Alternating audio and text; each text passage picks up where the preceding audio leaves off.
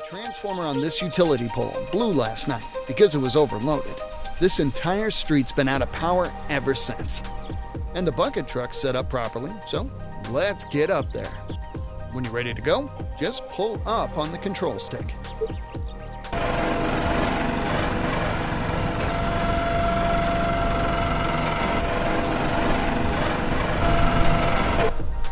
Here we are. All right, now we're going to use this winch to haul up the transformer. Press the up button to raise the transformer.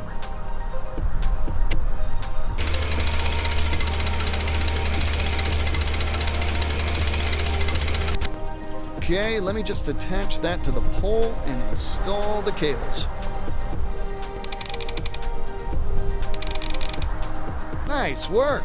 Let's head back down to the ground. All right, now that we hooked up the new transformer and we're safe on the ground, the line can be energized.